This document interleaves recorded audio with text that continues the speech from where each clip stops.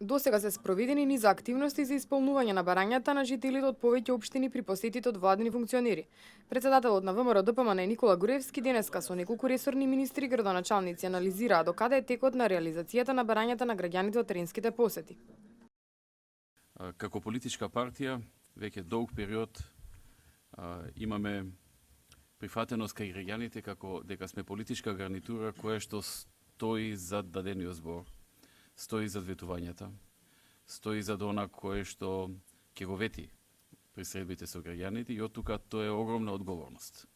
Министерот за транспорт и врски Владо Мисајловски информираше дека на барање на жителите ќе се реализира ветувањето за целосна обнова и проширување на патот Македонски Брод Скопје во должина од 14,5 км. Ќе бидат инвестирани 3 милиони евра, а се планира тендерот да биде распишан за 10 дена. Значи, населението, знаете, многу има иселеници, мислам, жители кои живеат во Скопје, кои се доваѓаат тука. Во ова состојба не мора сега да се прави две ленти, не мора многу нешто да се инвестира. Од Белица, 20 километри до мостот каде што е пробиен веќе за кула.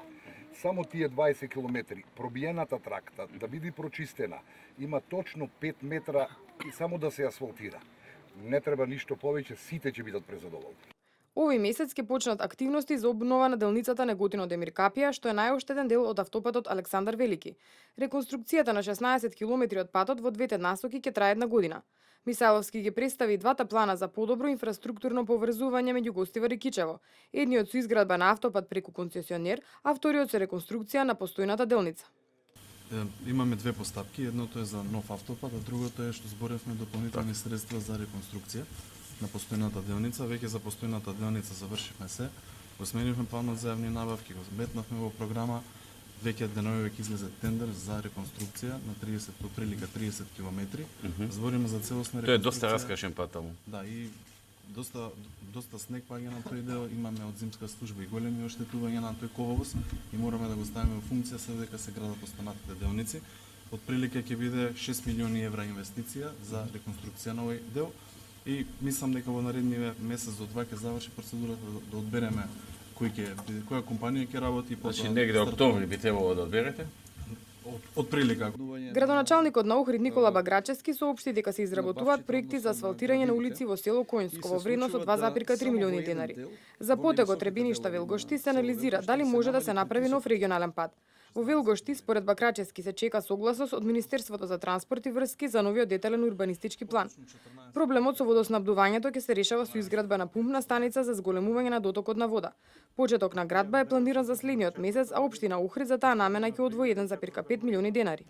Министерот за транспорт и врски Владо Мисајловски го информираше Груевски дека последните 700 метри од патниот правец Радожда Ливадиште Елен Камен е асфалтиран.